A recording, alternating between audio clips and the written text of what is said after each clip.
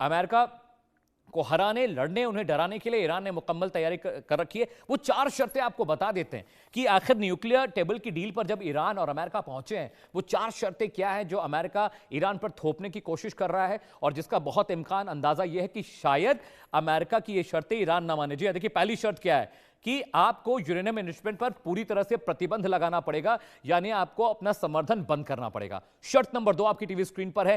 पहले से संवर्धित यूरेनियम की जो डिटेलिंग आपको बतानी पड़ेगी, कैसे, कहां क्या हो रहा है, यह भी आपको बताने की जरूरत है। तीसरी और चौथी शर्त आपके देखिए, क्षेत्रीय प्रॉक्सी बलों को मदद देनी बंद करनी पड़ेगी।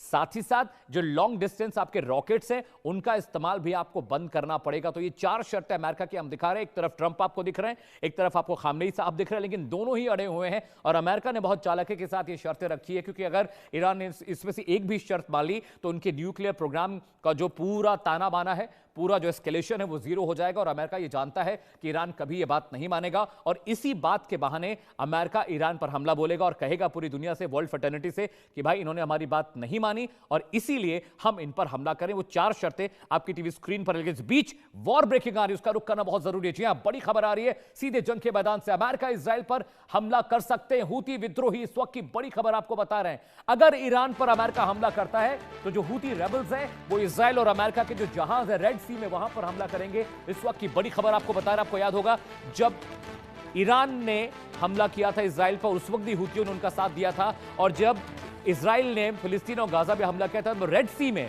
अमेरिकी इजरायली जहाजों पर हूती विद्रोहियों ने, रेबल्स ने हमला किया था।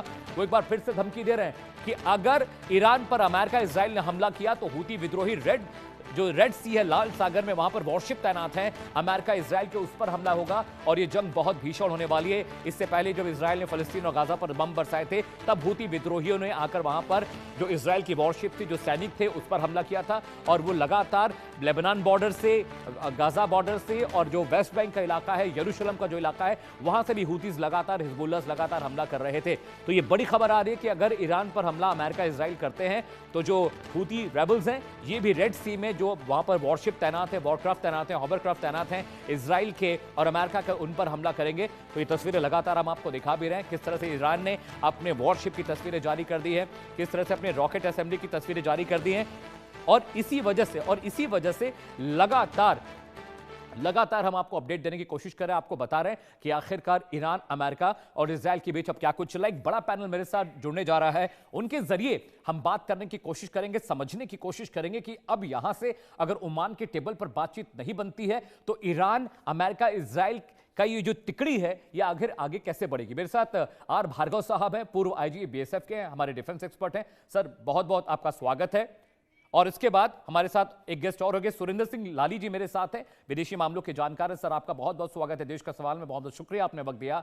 सुशील सिंघल साहब मेरे साथ हैं, पूर्व राजनयिक हैं, एक्स डिप्लोमेट है। Sir, welcome to the show. Mohammad Ahmad Kazmi sahab हैं, ईरानी मामलों के जानकार हैं और बहुत क्रूशियल हो जाता है इनका शो में मेरे साथ जुड़ना, क्योंकि इनकी इनसाइट्स भी बहुत जरूरी है। लेकिन सबसे पहले मैं भार्गव सर के पास जाऊंगा। भार्गव सर, जिस तरीके और सलीके से बातचीत चल रही है कि भाई आप ओमान में पहुंचे हैं, न्यूक्लियर डील पर बातचीत हो रही है, लेकिन ईरान कितना जिद्दी मुल्क है हम और आप जानते हैं। अमेरिका ने जो 4 शर्तें रखी हैं कि आपको अपनी लॉन्ग डिस्टेंस वाली जो मिसाइल है उनका प्रोडक्शन बंद करना पड़ेगा, यूरेनियम एनरिचमेंट प्रोग्राम बंद करना पड़ेगा, अपनी न्यूक्लियर साइट के बारे में जानकारी देनी पड़ेगी, इतनी क्रूशियल शर्तें रखी हैं अमेरिका ने, ये आप भी जानते हैं ईरान मानने वाला नहीं। इसके बाद क्या अगर रजामंदी नहीं बनती ओमान में? भार्गव सर, देखिए, जहां तक मैं समझता हूं इस बात के ऊपर रजामंदी नहीं बनेगी। Right sir. तो यहाँ पर जो अगर का सवाल है वो मैं समझता हूं कि शायद उतना वैलिड नहीं है, क्योंकि जो कंडीशन है, सबसे पहली कंडीशन जो अमेरिका ने दी है कि zero nuclear capability. Right sir. यानी कि न्यूक्लियर कैपेबिलिटी को उसको पूरी तरह से खत्म करना होगा। Right sir. एनरिचमेंट खत्म करना होगा और जो उसके पास एनरिच्ड यूरेनियम है उसको डिस्पोज ऑफ करना होगा या दूसरे देश को देना होगा, या शायद अमेरिका उसमें भी कंडीशन रखे कि वो हमें दे दो कि किसको दे दो, वो आगे की बात है जो उसमें डिसाइड होगी। Right sir. दूसरा ये कि उसके बाद कहता है कि जो लॉन्ग रेंज मिसाइल्स हैं उनको खत्म करना। देखिए, इस समय ईरान की जो ताकत है वो उसके लॉन्ग रेंज वेपन ही है, जिसकी वजह से अमेरिका ने उससे एक डिस्टेंस बनाया हुआ है कि वो नौबत नहीं आए जहां पर ईरान को अपने लॉन्ग रेंज मिसाइल्स को फायर करने की जरूरत पड़े। अमेरिका जानता है कि वो मिसाइल उसको नुकसान पहुंचा सकते हैं। हालांकि देखिए, इसमें कोई शक की बात नहीं है कि अमेरिका और ईरान की जो मिलिट्री पावर है उसमें जमीन आसमान का अंतर है। ईरान किसी भी तरह से अमेरिका को हरा नहीं सकता, राइट और सर। अमेरिका जितनी ताकत उसके पास है वो ईरान को नेस्तनाबूद कर सकता है, लेकिन किस उसकी कॉस्ट क्या होगी, अमेरिका ईरान उसको कितना नुकसान पहुंचा सकता है ये वो अच्छी तरह जानता है। और ईरान भी जानता है कि अगर अमेरिका ने उसके ऊपर हमला किया तो वो अमेरिका को काफी नुकसान पहुंचा सकता है, अमेरिका को भी और साथ में इजराइल को भी। तो यहां भी मैं समझता हूं कि बात का नजदीक होने का शायद पॉसिबिलिटी नहीं है, या जारी रहेगी। क्यों? क्योंकि वो ऑल ऑफ सडन अपने पैर पीछे नहीं खींच सकता। अपने जो उसके प्रॉक्सीज हैं उनको अगर एक तरफ से बंद कर देगा तो वो अपने आप खुद घिर जाएगा। राइट जो सर। उसके आसपास के जो भी देश हैं, जो अमेरिका के दूसरे से ज्यादा पावरफुल समझते हैं, वो सारी पोजीशन उसकी पूरी तरह से ध्वस्त हो जाएगी। और in further course of time शायद ईरान के ऊपर अमेरिका पूरी तरह से हावी हो जाएगा। इसलिए ईरान इस कंडीशन को भी मानने के लिए तैयार नहीं होगा। आगे अमेरिका क्या करता है वो खैर अगर बाकी है तो मैं उसके बारे में डिस्कस कर सकते हैं। क्या अमेरिका के पास क्या हाल है? अमेरिका के पास हो सकता है आज नहीं, लेकिन हफ्ते भर के अंदर अंदर उसको कुछ ना कुछ प्यूनिटिव एक्शन ईरान के खिलाफ लेना होगा, क्योंकि अमेरिका को भी अपनी साख को बना के रखना। ठीक है, fair enough sir, please stay with me. मेरे साथ मोहम्मद अहमद काज़मी साहब हैं। काज़मी साहब, आपने सारे सिचुएशन क्रूशल जो वहाँ पर डेवलपमेंट्स आप देख रहे हो, ओमान में बातचीत चल रही है, 3 बड़े लोग वहाँ पर पहुँचे हुए हैं, 2 अमेरिकी प्रतिनिधि हैं और शिकारची साहब वहाँ पर पहुँचे हुए हैं। लेकिन जैसा कि भार्गव सर कह रहे हैं कि ईरान ये बात मानने वाला नहीं है, क्योंकि आप किसी के हाथ पैर काट देंगे और उससे कहेंगे कि मैं आपका पूरा ख्याल रखूंगा, और अमेरिका इस तरह का मुल्क है कि उस पर भरोसा नहीं किया जा सकता। तो ये तो पहले से पता था कि जो बातचीत हो रही है इस पर कुछ भी रेजोल्यूशन नहीं निकलना है, कोई सोल्यूशन नहीं निकलना है। यहाँ से आगे क्या देख रहे हैं ईरान का कदम आप?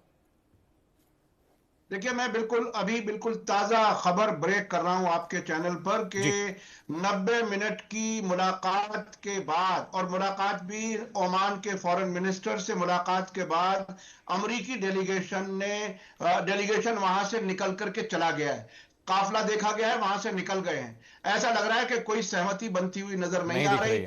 सुबह में पहली मुलाकात हुई थी अब्बास अराक्ची की, ईरान के फॉरेन मिनिस्टर की, ओमान के फॉरेन मिनिस्टर से, जो मीडिएटर का काम कर रहे हैं। और 90 मिनट, मैं समझता हूं 90 मिनट उतने भी काफी नहीं थे कि ओमान के फॉरेन मिनिस्टर पूरी तरह से ईरान की प्रायोरिटीज को अमेरिका से बयान कर सकें। मुझे ऐसा लगता है कि ईरान अपने उन शर्तों पर जो कल बात आ रही थी कि एजेंडा फोकस होना चाहिए सिर्फ 2 चीजों पर, नंबर 1 न्यूक्लियर प्रोग्राम, नंबर 2 पाबंदियां खत्म की जाएं। इसके अलावा वो किसी भी इशू पर बात करने के लिए तैयार नहीं है। तो ये 90 मिनट के अंदर अमेरिकी डेलीगेशन का वहां से निकल जाना उनकी फ्रस्ट्रेशन और उनकी मजबूरी शायद नजर आ रही है। जी ठीक है, बहुत बहुत क्रूशल सर आप बता रहे हैं कि अभी की ताज़ा अपडेट है। और पी सर प्लीज़ ये देखिए कि फॉर श्योर करिए कि ब्रेकिंग चले कि अभी अमेरिका और ईरान के बीच बातचीत हो गई, लेकिन कोई रजामंदी नहीं हुई और दोनों डेलीगेशंस निकल कर चले गए, जैसा कि काज़मी साहब बता रहे। सुरेंद्र सिंह मेरे साथ है, लाली साहब। सर, ये तो बहुत क्रूशियल हो गया, और ये बात हम जानते थे कि कोई रजामंदी नहीं बननी है, और काज़मी साहब बता भी रहे हैं कि भाई दोनों जो साए हैं वो अलग अलग रास्तों पे निकल गए हैं, क्योंकि ये बात तो पता थी कि ईरान कभी झुकने वाला नहीं, क्योंकि आप उसका सम्मान छीन रहे हैं, आप उसकी सॉवरेनिटी पर क्वेश्चन कर रहे हैं, आप उसको गुलाम बनाना चाह रहे हैं, और वो शर्तें मनवाना चाह रहे हैं जो कोई मुल्क नहीं मानेगा, चाहे वो ईरान हो, इराक हो, तेहरान हो, कुवैत हो, जॉर्डन हो, कोई भी हो। वही तो एक पिन है जो उसको सुरक्षित रखे हुए इन मुल्कों के सामने। अब मुझे लगता है कि जंग अब तय ही है, क्योंकि अब ईरान अगर ना कह चुका है तो अमेरिका जो इतनी भारी भरकम तैयारी की है, मुझे लगता है रिटेलिएट करेंगे। Sir, how do you see it? नमस्कार अमित जी। मैं डिस्कशन में इस डिस्क्लेमर के साथ आना चाहूंगा कि ना तो मैं बहुत बड़ा इसमें ईरान का फैन हूं और ना ही अमेरिका का फैन हूं, पर जो भार्गव साहब ने भी कहा और काजी साहब ने भी कहा, मैं उसमें थोड़ा सा माजी में ले जाना चाहूंगा, क्योंकि जब तक इसमें स्टेट ऑफ इजराइल का नाम नहीं आएगा ये डिस्कशन कंप्लीट नहीं होगी, क्योंकि पीछे जो फिल्म का डायरेक्टर है वो इजराइल है, वरना 10,000 किलोमीटर दूर है ईरान से अमेरिका। और ईरान के पास क्या पावर है अमेरिका को कोई किसी तरीके से भी नुकसान पहुंचाने की, जो भार्गव साहब ने भी कहा कि ईरान के बस में नहीं है। तो ये जो खेल है ये सारा अमेरिका खेल रहा है, पीछे स्टेट ऑफ इजराइल है, उसमें एप्स्टीन फाइल्स हैं, उसमें उनकी कॉम्प्रोमाइजिंग फोटोग्राफ्स हैं, उसमें जो जूइश लॉबी है, एपैक है, वो है जो कांग्रेसमैन को फंड किया जाता है, क्योंकि अमेरिका को तो खतरा है नहीं। अब आपके अगले सवाल पे आते हैं कि ये खेल आज से नहीं है, ये खेल पहले इंग्लैंड खेल रहा था और फिर उसके बाद जब उन्होंने अमेरिका को उसको हैंडल किया, उन्होंने मोस्टैक इलेक्टेड डेमोक्रेटिक था, वो ठीक था गलत था उस पर डिस्कशन पे नहीं जाएंगे, क्योंकि उस पर जाएंगे तो आज अमेरिका की जो हालत है दुनिया में किसी के नहीं है। अगर अमेरिका कहता है कि वो ह्यूमन राइट्स की वायलेशन है, तो अमेरिका में 2 लोगों को उनके चेहरे पे और पीछे 9 गोलियां मारी उन्होंने प्रोटेस्ट में मिनियापोलिस। तो अगर अमेरिका ये बात कर रहा है तो बात वो भी नहीं है। वेनेजुएला में भी वो तेल लेने गया था, वो ड्रग के लिए गया था, तो वो तेल पे इशू शिफ्ट हो गया। तो इशू ये है, अगर इसके पर्दे के पीछे जाएं, राइट सर, कि वहां पे इजराइल का पूरा प्रेशर है, क्योंकि वो नहीं चाहता है कि किसी भी तरीके से ईरान उस लेवल पे आए कि जिससे इजराइल को खतरा हो। अब अमेरिका फंस इसलिए गया क्योंकि वहां तो उन्होंने पैसे पकड़े हुए हैं जूश लॉबी से, और उनकी जो कॉम्प्रोमाइजिंग है, पहले जो इनकी एप्स्टीन फाइल्स है जिसमें रोज